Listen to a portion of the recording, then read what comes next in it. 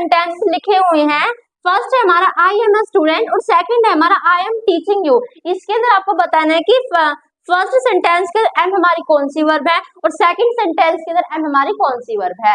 अगर जिसे पता है तो वो मुझे कमेंट सेक्शन में जवाब देना, और जिसे नहीं पता है तो चिंता मत करो भाई, तो आज मैं आपको सिखाने वाली हूँ। दोस्तों वर्ब हमें बहुत कंफ्यूजन वाला टॉपिक लगता है। क्यों लगता है? क्योंकि हर इंग्लिश ग्रामर के सेंटेंस के अंदर वर्ब होती हैं। जैसे सूरज पूरब से ही निकलेगा ना, वो कभी पश्चिम से ही निकलता, पश्चिम में जाके छुपता ही है। तो इसी तरह हर सेंटेंस के अंदर वर्ब होती हैं, कोई किसी रूप में जाती है, कोई किसी रूप में आ जाती है। तो ये सीखे कैसे, पता कैसे लगाएं? बड़ा कंफ्यूजन वाला टॉपिक लगता है। अब नहीं लगेगा, कॉन्सेप्ट ऑफ वर्ब सब कुछ सीख लेंगे, चिंता मत करो। आपको वीडियो के एंड तक बने रहना, जिसने भी वीडियो एंड तक देखी ना, सब कुछ उसको आराम से समझ में आ जाएगा। कोई भी वर्ब अगर आपको सेंटेंस के अंदर मिल गई तो एकदम से आराम से उसे पहचानने लग जाओगे। तो उससे पहले स्वागत है आपका आपके प्यारे से यूट्यूब चैनल स्टूडेंट इंडिया पर। हमारी होती क्या, उसकी डेफिनेशन क्या, पहले उसे समझ लेते हैं। आपने हमेशा बचपन से पढ़ी है, वर्ब की डेफिनेशन क्या होती है? किसी काम का करना या होना पाया जाए उसे हम क्रिया कहते हैं, उसे हम वर्ब कहते हैं। यानी कि कोई भी काम हो रहा है ना, अगर उसका करना पाया जा रहा है तो भी वो वर्ब है, अगर उसका होना पाया जा रहा है तो भी वो वर्ब है। जैसे कि देखो मैं तुम्हें पढ़ा रही हूँ, काम क्या हो रहा है? पढ़ाने का हो रहा है ना, तो कोई जो काम है वो किया जा रहा है, तो इसमें भी हमारी जो भी वर्ब होगी उसे हम वर्ब कह देंगे। फॉर एग्जाम्पल अभी मैंने आपको कहा आई एम टीचिंग यू, मैं तुम्हें पढ़ा रही हूँ, तो किसी काम का करना पाया जा रहा है कि जो भाई जो काम हो रहा है हमारा पढ़ाने का वो किया जा रहा है। तो इसमें जो टीच है ना, हमारी टीचिंग, ये हमारी क्या है? वर्ब है। अब हम आराम से सीखेंगे लिंकिंग वर्ब, हेल्पिंग और मेन वर्ब होती क्या है, सब कुछ आराम से समझ लेंगे। Is, am, are, was verb, इनके यूजेज हम पढ़ लेंगे, ठीक है। अब देखो करने की तो हम बात करते रहते हैं, आपने कहीं आपने सुना भी होगा कि अगर जिसमें हमारी एनर्जी यूज हो ना उसे हम वर्ब कहते हैं। जैसे कि हम खेल रहे हो, भाई हम कोई भी कार्य कर रहे हैं, खेलने कार्य कर रहे हैं तो वो भी हमारी वर्ब हो गई, कूदने का कार्य कर रहे हैं तो वो भी हमारी वर्ब हो गई, और पढ़ाने का कार्य करें तो वो भी हमारी वर्ब हो गई। तो हर तरह की हमारी वर्ब होती है, लेकिन होने को कोई नहीं बताता। होने की इंग्लिश होती है स्टेट ऑफ बीइंग, ठीक है। स्टेट ऑफ बीइंग का मतलब होता है अवस्था, यानी कि जब हम अपनी अवस्था बताएं ना, किसी कार्य के होने को बताएं, तो उसे भी हम वर्ब ही कहते हैं। फॉर एग्जाम्पल जैसे मैंने कहा भाई मैं एक स्टूडेंट हूँ, आई एम अ स्टूडेंट, तो यहाँ पर मैं कोई कार्य कर रही हूँ। आप बताओ भाई, सच बताना, मैं कोई कार्य कर रही हूँ। अब ये भी एक प्रकार से इंग्लिश ग्रामर का सेंटेंस है। मैंने कहा था इंग्लिश ग्रामर की हर सेंटेंस के अंदर वर्ब यूज होती है। अब वर्ब की आपको सारी डेफिनेशन पढ़नी पड़ेगी। किसी काम का करना भी पाया जाता है और होना भी पाया जाता है। मुझे कह रहा है कि मैं एक विद्यार्थी हूँ, मैं कहूंगी आई एम अ स्टूडेंट, तो यहाँ पर भाई एक वर्ब तो यूज होनी चाहिए, तो वो हमारी वर्ब है एम। क्यों? क्योंकि वर्ब हमारी साथ ही साथ अवस्था को भी बताती है, स्टेट ऑफ बीइंग। कोई व्यक्ति कोई चीज किस अवस्था में है, किस स्टेट ऑफ बीइंग में, उसकी स्टेट को ही बताती है। मैंने कहा ही इज एन इंजीनियर, वह एक इंजीनियर है, तो उसकी अवस्था क्या है? क्योंकि इंजीनियर है। तो ऐसे स्टेट ऑफ बीइंग को जो यानी कि जो होने को बताते हैं ना, उसे भी हम क्या कहते हैं? वर्ब कहते हैं। अब एक शब्द है दोस्तों हमारा बी, जिसका मतलब क्या होता है? जिसका मतलब होता है होना। बी हमारा होने को बताता है, ठीक है।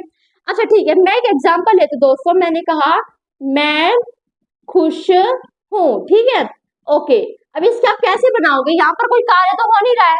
अब अगर भाई बी की फॉर्म की बात आती है तो ये चीजें आती है, इन्हें भी अब आपको समझाऊंगी। बी के अंदर is, am, are, was, were, been, being ये भी आते हैं, ओके ओके, बीन, बीइंग ये भी आते हैं। लेकिन मेन हमारे क्या है? ये है। लेकिन क्यों आते हैं वो भी आपको समझाऊंगी, ठीक है।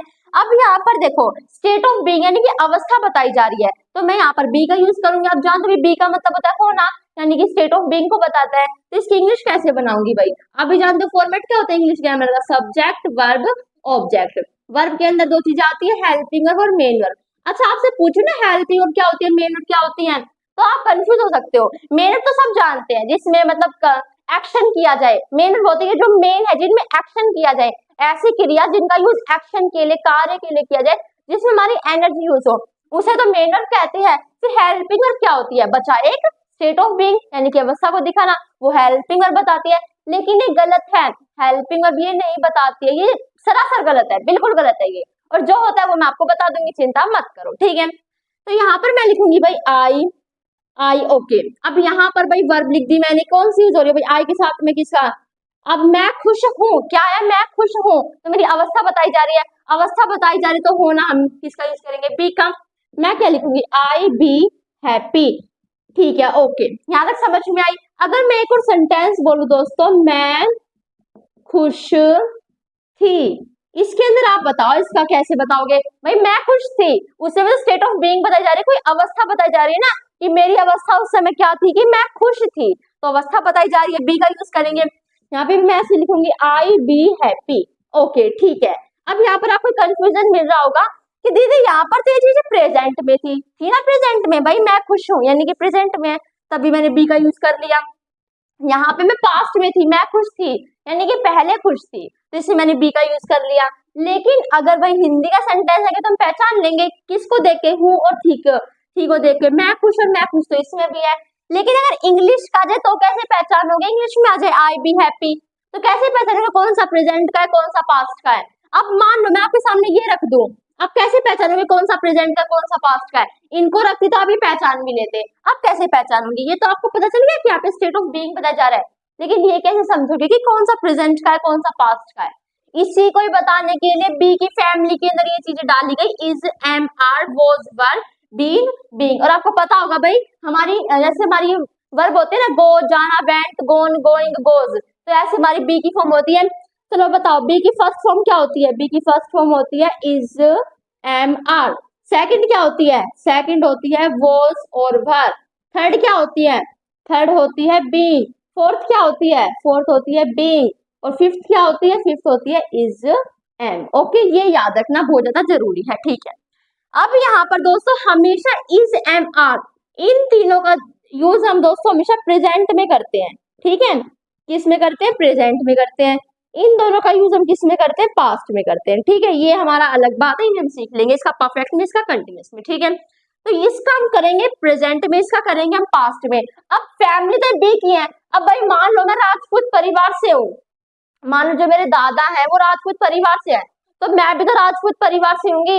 हाँ मेरी शक्ल अलग है, मेरी शक्ल अलग है, हाइट अलग है, सब कुछ अलग है, लेकिन जो हमारी जो कास्ट है वो तो सेम है। भाई मेरे जो दादाजी थे वो क्या थे? राजपूत थे, तो उनकी बेटी हुई है जो भी हुई है, तो मैं भी तो राजपूत ही होंगी ना, जो भी उनके भाई होंगे वो राजपूत ही होंगे।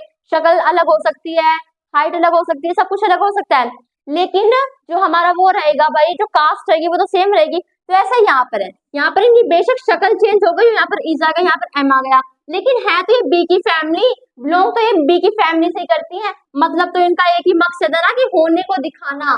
तो is, am, are, was, were, been, being हमारी क्या दिखाती है? होने को दिखाती है। ओके, अब मैंने कहा इनका यूज होगा प्रेजेंट में, इसका हम यूज करते हैं दोस्तों ही, शी, इट या फिर सिंगुलर पर्सन के साथ, ठीक है। ओके, एम का यूज हम हमेशा आई के साथ करते हैं, आर का करते हैं वी, यू, दे, और फिर कोई भी हमारा जो बहुवचन है, जो हमारा प्लूरल पर्सन है। ओके, वॉज वर का यूज हम करते हैं पास्ट में, ठीक है।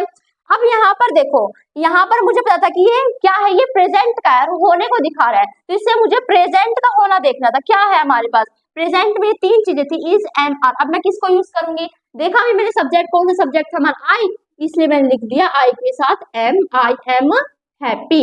ओके, ऐसा ही केस यहाँ पर आया, मैं खुश थी, इसके अंदर कैसे बनाऊंगी? इसके अंदर भाई बी की फैमिली लगा दूंगी, बी की फैमिली पास्ट की बात है, तो पास्ट की ये वॉज और वर, इसमें से मैंने लगाया आई वॉज, क्योंकि वॉज के साथ दोस्तों हम आई का यूज करते हैं, आई वॉज हैप्पी। तो ऐसे पहचानने के लिए, इन्हें पहचानने के लिए आए हैं ये बी की फैमिली, ये तो बी तो होने को बता ही रही थी, इन्हें पहचानने के लिए हमारे ये आए, ठीक है। ओके, अब बी की फैमिली भी होती है, हेल्पिंग वर्ब के अंदर भी हमारे is, am, are, was, were, has, have, had, ये हमारे इज, एम, आर के अंदर भी आते हैं, ठीक है। तो कैसे दोस्तों कैसे पहचानेंगे? अब बी की फॉर्म भी इज, एम, आर, वॉज, वर होती है, हेल्पिंग भी हमारी इज, एम, आर, वॉज, वर होती है, तो हम पहचानेंगे कैसे? अब मैं उसी एग्जांपल को लेके आती हूँ दोस्तों, जो मैंने अभी थोड़ी देर पहले आपको एक कंफ्यूजन बताया था ना। अगर किसी समझ में नहीं आया तो चिंता मत करो, अब समझ जाओगे आप। मैंने क्या लिखा था? I am a student. अब इसके अंदर मुझे बताओ कि हमारी एम कौन सी वर्ब है, और मैंने यहाँ पर एक और एग्जांपल लिखा था, I am teaching you. Okay, आप एक शब्द जानते हो लिंकिंग वर्ब क्या होती है? लिंकिंग वर्ब क्या होती है? जो लिंक करने का काम करती है, linking verb, helping verb, main verb. Transitive, intransitive तो आप जानते हो, ट्रांजिटिव क्या होती है? जिस सेंटेंस का अपना ऑब्जेक्ट उसे हम ट्रांजिटिव वर्ब कहते हैं, और जिस वर्ब का अपना ऑब्जेक्ट हो। और इंट्रांजिटिव क्या होता है? जिस वर्ब का अपना ऑब्जेक्ट ना हो उसे हम इंट्रांजिटिव कहते हैं। ओके, अब यहाँ पर पहचानेंगे कैसे? इसके अंदर देखो, मैं एक स्टूडेंट हूँ, तो यहाँ पर क्या मैं ही यहाँ पर देखो आई एम स्टूडेंट, मैं एक स्टूडेंट हूँ, तो यहाँ पर अवस्था नहीं बताई जा रही, कोई कार्य हो रहा है, मैं कोई कार्य कर रही हूँ नहीं, मैं बस इतना तो कह रही हूँ कि मैं एक विद्यार्थी हूँ, मैं एक स्टूडेंट हूँ, तो इसमें मेरी स्टेट ऑफ बीइंग, मेरी अवस्था बताई जा रही है। तो इससे मैं क्या कहूंगी, यहाँ पर जो हमारी एम है ये बी की फॉर्म है, लेकिन किसी ने वर्ब पूछी, वर्ब कौन सी बताएंगे, हमें तो वर्ब बताने, हमें ये थोड़ा ना बताने की बी की फॉर्म है, ऐसे कैसे बता देंगे कि ये बी की फॉर्म वाली वर्ब है, नहीं इसका कोई नाम तो होगा ना, कोई वर्ब तो होगी ना ये, तो इसे हम कहेंगे लिंकिंग वर्ब। क्या कहेंगे, लिंकिंग वर्ब। अब क्यों कहेंगे, लिंकिंग वर्ब क्या होती है, लिंकिंग वर्ब होती है दोस्तों जो लिंक करने का काम करे। अगर पहचाननी है भाई किसी सेंटेंस के अंदर ये लिंकिंग वर्ब है या नहीं है, तो कैसे पहचानोगे, जो जो हमारी वर्ब है ना उससे आगे वाला और उससे पीछे वाले को देखो, अगर वो बराबर है तो जो बीच में है वो हमारी लिंकिंग वर्ब है। ठीक है, यहाँ पर देखो आई एम अ स्टूडेंट, मैं एक स्टूडेंट हूँ, क्या मैं ही स्टूडेंट हूँ, इस सेंटेंस के अंदर मैंने कहा मैं एक विद्यार्थी हूँ, क्या मैं ही विद्यार्थी हूँ, क्या इस सेंटेंस के अंदर विद्यार्थी मैं ही हूँ, हाँ इसके अंदर जो आई है और आ स्टूडेंट वो बिल्कुल इक्वल है, क्योंकि आई ही सेंटेंस के अंदर स्टूडेंट है। ठीक है, तो अगर इक्वल है तो हमारे बीच में क्या होगी, एम, मतलब बीच में हमारी लिंकिंग वर्ब होगी। ओके, अब यहाँ पर एम कौन सी वर्ब है, हेल्पिंग वर्ब के अंदर तो भी आते ही जमाल। तो दोस्तों सुन लो मेरे एक बार ध्यान से बात, हेल्पिंग वर्ब हमारी कौन सी होती है, हेल्पिंग वर्ब का काम होता है मेन वर्ब के साथ जुड़कर टेंस बनाना। टेंस आते हैं ना, नहीं भी तो चिंता मत करो, मैं वीडियो बना चुकी हूँ टेंस की, चिंता करने की कोई बात नहीं है, लगभग 2 घंटे की वीडियो है, महीने भर का कोर्स 2 घंटे में खत्म हो रहा है, तो उसे अगर देखना चाहते तो देख लेना, और नहीं आते हैं तो अपना जारी रखो कि कीप इट अप। तो मैं क्या बता रही हूँ दोस्तों आपको, हेल्पिंग वर्ब हमारी होती क्या है, हमेशा किसी सेंटेंस के अंदर अगर हेल्पिंग वर्ब पाएगी ना तो उसके साथ मेन वर्ब जरूर पाएंगी। मेन वर्ब होती क्या है, वो आप गाइड्स के अंदर देखते नहीं, ऐसे टेबल सी बनी रहती है, उन्हें मेन वर्ब कहते हैं। ठीक है, तो उन मेन वर्ब के साथ हेल्पिंग वर्ब का काम होता है मेन वर्ब के साथ जुड़कर टेंस बनाना। अगली का कुछ काम ही नहीं है, उन्होंने तो अगली कोई हिम्मत ही नहीं है, आएंगे तो मेन वर्ब के साथ आएंगे, उन्होंने मना कर दिया सेंटेंस के अंदर आएंगे तो मेन वर्ब के साथ आएंगे। इसके अंदर कोई है मेन वर्ब, मुझे बताओ, नहीं इसके अंदर कोई भी मेन वर्ब नहीं है, इसके अंदर हमारा ये सब्जेक्ट हो गया, आप भी जानते हो, ये हमारी वर्ब हो गई, ये भी हमारी वर्ब हो गई जिसे मेन वर्ब कहते हैं, क्योंकि पढ़ाने का कार्य एनर्जी यूज हो रही है इस पढ़ाने में, ये हमारा ऑब्जेक्ट हो गया। ये कौन सी वर्ब है, ये हमारी हेल्पिंग वर्ब। क्यों, क्योंकि ये, अच्छा आपको नहीं पता हेल्पिंग वर्ब है, मुझे बताओ टेंस कौन सा है, ये टेंस कौन सा है, भैया जिसने पढ़ा है वो बता दे, जिसने नहीं पढ़ा चिंता मत करो, बाद में सीख लेना, क्या जाता है अपना, हम बाद में सीख लेंगे। इसके एम टीचिंग क्या है, एम टीचिंग दोस्तों हमारी हमारा एम टीचिंग से हमने बताया, इस ये सेंटेंस हमारा प्रेजेंट कंटिन्यूअस है। कैसे बताया, मुझे ये बताओ, ये सेंटेंस प्रेजेंट कंटिन्यूअस है, क्या देख के बताया, सब्जेक्ट देख के बताया, ऑब्जेक्ट देख के बताया, फिर ये देख के बताया, भाई सब यहाँ पर जितने भी दोस्त हैं जो देख रहे हैं सभी बताएंगे दीदी हमने एम और टीचिंग देख के बताया, क्योंकि प्रेजेंट कंटिन्यूअस टेंस की पहचान है इज एम आर प्लस में वर्ब की फर्स्ट फॉर्म प्लस में आईएनजी जो वर्ब की फोर्थ फॉर्म बनाती है। ठीक है, तो यहाँ पर ऐसा था एम प्लस में वर्ब की फोर्थ फॉर्म, इसलिए आपने इसे प्रेजेंट कंटिन्यूअस टेंस बता दिया। तो किसके कारण बताया आपने, वर्ब के कारण बताया। अब यहाँ पर ये तो हमारी मेन वर्ब हो गई, हेल्पिंग वर्ब का काम क्या होता है, हेल्पिंग वर्ब मेन वर्ब के साथ आकर टेंस बनाती है। हेल्पिंग वर्ब का काम होता है, अगर डेफिनेशन देनी है किसी को तो बताओ, हेल्पिंग वर्ब मेन वर्ब के साथ आकर टेंस बनाएगी, तो यहाँ पर हमारी कौन सी वर्ब है, हेल्पिंग वर्ब है। ठीक है, ओके, अब यहाँ पर हमारा ऑब्जेक्ट है। ठीक है, ओके, यहाँ पर बताओ आई हमारा सब्जेक्ट हो गया, एम हमारी लिंकिंग वर्ब हो गई, और आ स्टूडेंट क्या है, मुझे कमेंट सेक्शन में बताओ, बताना है, जरूर बताना है, कमेंट सेक्शन में बताओ आ स्टूडेंट क्या है। अब मैं बाद में भी चेक कर लूंगी, चिंता मत करो, लेकिन मैं जानती हूँ ज्यादातर दोस्तों ने क्या लिखा होगा, ऑब्जेक्ट है, लेकिन ये ऑब्जेक्ट नहीं है, और यही हमारा सबसे बड़ा कंफ्यूजन है, ये हमारा ऑब्जेक्ट नहीं है, ये हमारा क्या है, सब्जेक्ट कॉम्प्लीमेंट है। क्यों है सब्जेक्ट कॉम्प्लीमेंट, अभी समझाती हूँ दोस्तों, कोई नहीं। ठीक है, यहाँ पर देखो, मान लो आ स्टूडेंट ना होता, अच्छा कॉम्प्लीमेंट का मतलब क्या होता है, कॉम्प्लीमेंट इसका मतलब क्या होता है, कॉम्प्लीमेंट का मतलब होता है पूरक, जो बात को पूरा करता है उसे हम कहते हैं पूरक। ठीक है, मान लो यहाँ पर आ स्टूडेंट ना होता, यहाँ पे होता आई एम, तो आई एम का मतलब क्या होता है, आई एम का मतलब होता है मैं हूँ, मैं हूँ। ठीक है, बस इतनी बात, लेकिन हमारे मन में जिज्ञासा है, जानने की इच्छा है कि मैं हूँ, क्या हूँ मैं, हमें नहीं पता, इस बात को पूरा करने के लिए मैंने लाया आ स्टूडेंट को, और आपको समझ में आ गया मैं एक विद्यार्थी हूँ, तो यहाँ पर इसके कारण आपको सारी बात समझ में आई है ना। तो ये क्या हुआ, ये हमारा सब्जेक्ट को पूरा कर रहा है, यहाँ पर तो ओनली मैं थी, बस मैं हूँ, लेकिन मैं क्या हूँ, मेरी बात को आ स्टूडेंट ने पूरा किया, मैं क्या थी, सब्जेक्ट थी, सब्जेक्ट की बात को पूरा आ स्टूडेंट ने किया है। पूरक के इंग्लिश होते हैं कॉम्प्लीमेंट, तो इसे हम कहेंगे सब्जेक्ट कॉम्प्लीमेंट। ध्यान रखना दोस्तों, लिंकिंग वर्ब अगर आपको कहीं मिल गई तो उसके बाद कभी ऑब्जेक्ट नहीं आता। सब्जेक्ट ऑब्जेक्ट तो बिल्कुल अपोजिट होते हैं। मैं तुम्हें पढ़ा रही हूँ तो मैं तो सब्जेक्ट हो गई, तुम ऑब्जेक्ट हो गए। तुम और मैं बिल्कुल अलग है भाई, मैं अलग हूँ, तुम अलग हो, तुम्हारा शरीर अलग है, मेरा शरीर अलग है ना बिल्कुल। तो सब्जेक्ट ऑब्जेक्ट बिल्कुल अपोजिट होते हैं। लेकिन यहाँ पर सब्जेक्ट ही तो है स्टूडेंट, जो हमारा आई है भाई तो स्टूडेंट है, तो यहाँ पर इसे सब्जेक्ट इसे ऑब्जेक्ट आप कैसे कह दोगे? यहाँ पे तो आपने इसको सब्जेक्ट इसको ऑब्जेक्ट बता दिया क्योंकि मैं थी और तुम थे, लेकिन यहाँ पर मैं ही तो स्टूडेंट हूँ, मैं ही स्टूडेंट, मुझे सब्जेक्ट बता रहे हो, मुझे ऑब्जेक्ट बता रहे हो? नहीं, मैं ऑब्जेक्ट नहीं हूँ, मैं सब्जेक्ट तो हूँ, लेकिन आज स्टूडेंट हमारा यहाँ पर क्या हो गया? सब्जेक्ट कॉम्प्लीमेंट हो गया। समझ में आया? लिंकिंग वर्ब समझ में आ गया क्या होगा, कैसे पहचानोगे अगर दोनों बराबर, तो हम लिंकिंग वर्ब कहते हैं। अवस्था की बात समझ में आ गई ना? हमारी बी की फॉर्म होती है is, am, are, was, were, been, being. जैसे कि मैंने आपको बताया इज, एम, आर हमारी, चलो वो तो मैंने इरेज कर दिया, लेकिन आप समझ लो, आप इज, एम, आर आपकी first form, second was, were, third being, fourth being और फिफ्थ इज, एम। ये था हमारा कॉन्सेप्ट जो आपने सीख लिया है। अब कोई भी वर्ब आ जाए ऐसे पहचानोगे जैसे आपने सब कुछ पहचान लिया हो। और ट्रांसिटिव इंट्रांसिटिव तो आप जानते हो, जिस वर्ब का अपना ऑब्जेक्ट होता है उसे हम ट्रांसिटिव कह देंगे और जिसका नहीं होता उसे हम इंट्रांसिटिव कह देंगे। यहाँ पर हमारा क्या है? ये ऑब्जेक्ट है। ओके ठीक है, यहाँ तक आपको बात समझ में आ गई है।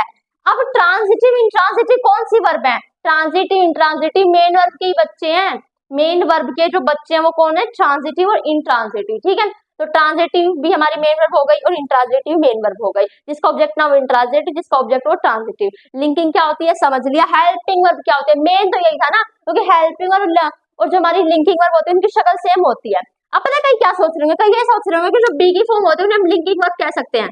हाँ कह भी सकते हैं, लेकिन नहीं भी कह सकते, क्योंकि आप कहीं पर कंफ्यूज हो जाओगे। कुछ ऐसे हमारे केसेस भी आते हैं, ठीक है, लेकिन हमेशा नहीं कह सकते। आपको मैंने बता दिया कि अगर आपको लिंकिंग और पहचान, तो आप कैसे पहचानोगे? ऐसे आप इन दोनों को इक्वल करके पहचान सकते हो। ठीक है, ओके, समझ में आ गया? आशा करती हूँ आपको समझ में आ गया होगा। हेल्पिंग वर्ब भी आपने सीख लिया है, और अब हम आराम से जो हमारी बी की जो फॉर्म है ना, इज, एम, आर, वॉज, वर, इनके यूजेस सीखने वाले हैं। हम पढ़ेंगे इज, एम, आर, वॉज, वर के यूजेस। जो भी मैंने आपको बताया था ना, ये उसी की तरह है। देखो अब यहाँ पर देखो, इसका यूज हम करते दोस्तों he, she, it, any, name singular के साथ। इज, एम, आर इनका यूज प्रेजेंट में, अगर कोई बात प्रेजेंट में ना, तो हम इज, एम, आर का यूज करेंगे। अगर person he, she, it, any, name आ गया तो इसका यूज करना है। आई के साथ एम का, आर का, वी, यू, दे प्लूरल के साथ। ठीक है, वॉज और वर का दोस्त हम यूज करते हैं पास्ट में। वॉज का यूज करते हैं आई, ही, शी, इट या फिर सिंगुलर पर्सन के साथ, और वर का यूज करते हैं वी, यू, दे या फिर प्लूरल पर्सन के साथ। ठीक है, अब देखो is, am, are, was were का यूज हम स्टेट को बताने के स्टेट को भी बताने के लिए करते हैं। जैसे कि मैंने अभी आपको बताया था कि भाई आपको अगर अवस्था बतानी तो आप is, am, are, was were का यूज कर सकते हो। जैसे कि यहाँ पर देखो ही इज सैड, वह दुखी है, तो यहाँ पर इज हमारी क्या हो गई? मतलब ये हमारी जो हमने इसका यूज किया वो हमने स्टेट की तरीके से किया है। क्योंकि देखो वह ही तो, मतलब यहाँ पर वह उदास है, तो इसमें कोई कार्य थोड़ी ना, उसकी अवस्था बताई जा रही है कि वो उदास है। दे आर फार्मर्स, वे किसान हैं। दे आर फार्मर्स, वे किसान हैं, तो उनकी अवस्था क्या है? वे किसान है। तो और हमारी किसकी तरह यूज हुई है? एज अ स्टेट की तरह हमारी यूज हुई है। I am not in her room, मैं उसके कमरे में नहीं हूँ, तो अवस्था बताई जा रही है कि भाई मैं उसके कमरे में नहीं हूँ। एक स्टेट ऑफ बीइंग है, कार्य ना हो रहा हो ना, तो उसे हम होना कहते हैं, यानी कि state of being. State of being को ये दिखाती है। प्रेजेंट या फिर पास्ट कंटिन्यूअस टेंस से भी हम इसका यूज करते हैं। भाई प्रेजेंट कंटिन्यूअस की बात है तो इज, एम, आर का यूज करो, पास्ट कंटिन्यूअस की बात है तो वॉज वर का यूज करो। जैसे कि देखो दे वर लाफिंग, वे हंस रहे थे। ठीक है, तो दोस्तों यहाँ पर हम वॉज का भी यूज कर सकते हैं। He was sad, they were farmers, I was not in her room, मैं उसके रूम में नहीं था, वे किसान थे, वह उदास था। तो हम यहाँ पर था का भी यूज कर सकते हैं। क्यों? क्योंकि सबका ही यूज हम स्टेट ऑफ बीइंग को दिखाने के लिए करते हैं। इज, एम, आर का यूज हम प्रेजेंट कंटिन्यूअस के साथ, और वॉज वर का यूज हम पास्ट कंटिन्यूअस में। ठीक है, जैसे कि देखो दे वर लाफिंग, वे हंस रही हैं, तो यहाँ पर वर क्या है मुझे बताओ? वर हमारी हेल्पिंग वर्ब है या फिर हमारी कौन सी वर्ब है? हेल्पिंग वर्ब है या फिर बी की फॉर्म है? कौन सी वाली है आप बताओ? ये हमारी हेल्पिंग वर्ब है। क्यों? क्योंकि मेन वर्ब के साथ मिलकर टेंस बना रही है। ठीक है, ये हमारी कौन सी है? ये हमारी लिंकिंग वर्ब है। ओके, यहाँ पर देखो ये हमारी कौन सी वर्ब है? I am not in a room, मैं उसके कमरे में नहीं हूँ, तो मैं उसका कमरा थोड़ी ना हूँ, मैं उसके कमरे में नहीं हूँ, तो इसे हम ओनली ऐसे ही बस वर्ब कह देंगे। ठीक है, कोई सब लिंकिंग वर्ब भी नहीं कह सकते, मेन वर्ब भी नहीं कह सकते, हेल्पिंग वर्ब भी नहीं कह सकते, इसे ओनली आप वर्ब कहो। ठीक है, बस हम इसे इतना ही कह देंगे, वर्ब कह देंगे, हमारी वर्ब है। शी इज लर्निंग तमिल, वह तमिल पढ़ रही है, तो इज हमारी लर्निंग के साथ जुड़ के एक टेंस बना रही है जो हमारा प्रेजेंट कंटिन्यूस। अगर मैं शी के साथ वॉज लगा दूंगी तो बिल्कुल अलग हो जाएगा। क्या अलग हो जाएगा? कुछ अलग नहीं होगा यहाँ पे, बस वही। इसमें क्या बता रही हूँ, is am are was verb का यूज हम स्टेट को दिखाने के लिए भी कर सकते हैं। टेंस बनाने से, प्रेजेंट कंटिन्यूस पास्ट कंटिन्यूस से टेंस बनाने के लिए भी इनका यूज करते हैं। See what are you doing, तुम क्या कर रहे हो, तो फिर आर इसके साथ जुड़ा और इसने कौन सा टेंस बनाया? Present continuous tense. Passive voice में भी इनका यूज होता है, पैसिव वॉइस में is am are was verb का यूज होता है। लेकिन अंतर क्या होता है दोस्तों, अगर पासिव वॉइस में is am are was verb has have had इनका यूज हो रहा है ना, तो अंतर इतना होता है इनके बाद हमेशा वर्ब की थर्ड फॉर्म का यूज होता है। जैसे कि we are taught by him, हम टॉट किए जाते हैं किसके द्वारा? हिम, यानी कि उनके द्वारा हम पढ़ाए जाते हैं। तो यहाँ पर अगर मान लो आपको is am are was verb ये चीज जो आपको जितनी वर्ब की हेल्पिंग वर्ब होती है उनके साथ अगर दोस्तों अगर आपको वर्ब की थर्ड फॉर्म मिल गई ना, तो उसका मतलब है जो भी हमारे आगे होगा ना, आगे वाला कभी काम नहीं करता। मैंने कहा हमें पढ़ाया जाता है आपके द्वारा, तो काम तो आप कर रहे हो भाई, मैं तो आप बस पढ़ रही हूँ, मैं तो देख रही हूँ, मैं तो पढ़ रही हूँ, काम तो आप कैसे मैं करी भाई। आप कह रहे हो कि हमें पढ़ाया जाता है दीदी के द्वारा, कनिष्का दीदी के द्वारा, तो यहाँ पर भाई काम तो मैं कर रही हूँ पढ़ाने का। तो यहाँ पर जो आगे होता है ना, अगर आपको हेल्पिंग वर्ब प्लस में ऐसे थर्ड फॉर्म का ये मिल गया ना कॉम्बिनेशन, तो आगे वाला कभी काम नहीं करता, ध्यान रखना, आगे वाला कभी काम नहीं करेगा। हमें खिलाया जा रहा है तुम्हारे द्वारा, मैं खा भाई मैं तो ना खा रही हूँ, मैं उन्हें खाने काम करूँ लेकिन मुझे खिला तो आप रहे हो ना, तो ये होता है हमारा, ठीक है। He is scolded by his mother, उसे धमकाया जाता है उसकी माँ के द्वारा। तो यहाँ पर क्या हो गया, हमने is scolded का यूज किया है एज अ पैसिव वॉइस, हम कहते हैं एक्टिव एंड पैसिव वॉइस, ठीक है। नहीं पढ़े तो चिंता मत करो, लिंक मैंने डिस्क्रिप्शन के लिए दे रखा है एक्टिव एंड पैसिव वॉइस की भी, टेंसेस की भी, आप जाकर देख सकते हो। I am taught by him, ये हमारा सेम आ गया लेकिन कोई नहीं, I am taught by him हमें पढ़ाया जाता है उनके द्वारा। हम यहाँ पर वी भर का भी यूज कर सकते हैं, ही वॉज का भी यूज कर सकते हैं, आई वॉज का भी यूज कर सकते हैं। ओके, हमने is am are was verb का पढ़ लिया दोस्तों, अब हम बढ़ते हैं आगे। दोस्तों हमारा लास्ट टॉपिक है, हमने सब कुछ पढ़ लिया तो इसे ही पढ़ लेते हैं। वॉज वर्ब का यूज हमने क्या पढ़ा था? स्टेट को दिखाने के लिए, पास्ट कंटिन्यूअस टेंस बनाने के लिए, पैसिव वॉइस बनाने के लिए हम वॉज वर्ब का यूज करते हैं। लेकिन साथ ही साथ कंडीशनल सेंटेंसेस के अंदर भी हम वॉज वर्ब का यूज करते हैं। कंडीशनल सेंटेंसेस क्या होते हैं? शर्त वाले सेंटेंसेस, यानी कि देखो हम कई बार ये इमेजिन नहीं करते हैं, काश मैं अगर उस समय हो, अगर मैं छोटा होता तो ये कर लेता वो कर लेता, तो ऐसे सेंटेंसेस को बनाने के लिए भी हमें वॉज वर्ब की जरूरत पड़ती है। ऐसे अगर मैं तुम वह होता, अभी आपको बता दूंगी स्ट्रक्चर इसका क्या होगा अगर आपको ऐसे बनाने हैं। इफ प्लस में जो भी हमारा सब्जेक्ट है, प्लस में वॉज वर्ब, प्लस में ऑब्जेक्ट। जैसे कि एग्जांपल देखो, if I was younger I went out more, जब मैं छोटा था तो मैं आई वेंट आउट मोर, मैं अधिक बाहर जाता था। तो यहाँ पर इन सेंटेंस को बनाने के लिए हम किसकी हम वॉज वर्ब की हेल्प लेते हैं। ये हमारे कंडीशनल वाले तो हैं, हम एक शर्त रख रहे हैं, हम एक शर्त रख रहे हैं, हम एक कंडीशन रख रहे हैं कि भाई अगर मैं छोटा था, अगर मैं ये था, अगर मैं वो था, अगर मैं छोटा था तो मैं अधिक बाहर जाया करता था, अगर मैं ये था वो था। ऐसे सेंटेंसेस को बनाने के लिए हमें वॉज वर्ब की जरूरत पड़ती है। अब बताते हैं use of has have had, इन्हें हम सीख लेते हैं, हम क्यों छोड़े। हैज हैव का यूज हम करते हैं प्रेजेंट में और हैड का यूज करते हैं पास्ट में।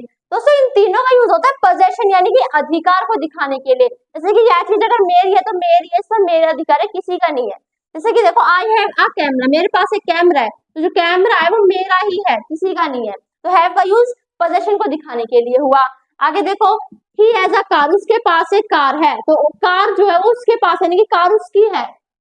तो जो हमारा हैज है उसका यूज पोजेशन को दिखाने के लिए हुआ है।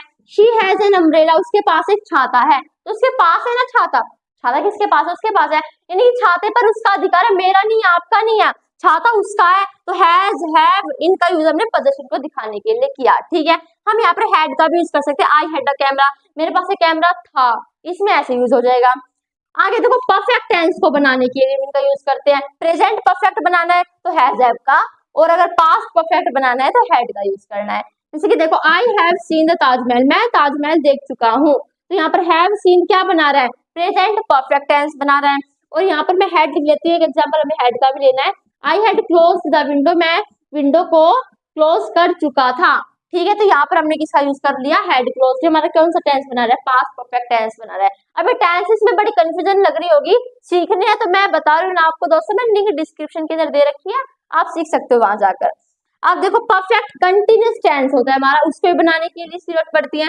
जैसे कि शी हैज का भी हम यहाँ पर यूज कर सकते हैं, और हम हैव का भी यूज कर सकते हो, हैड का, ठीक है, हम हैड का भी यूज कर सकते हैं। शी हैज या फिर had been working for 2 hours, 2 घंटे से कार्य कर रही है या फिर कर रही थी, ठीक है। तो यहाँ पर अगर हैड है तो थी आ जाएगा, हैज है तो है आ जाएगा। तो यहाँ पर जो ये है ना, ये चीज ये सारी चीज हमारे परफेक्ट कंटिन्यूअस टेंस बना रही है, ठीक है। पैसिव वॉइस में भी हम हैज या हैड का यूज कर लेते हैं।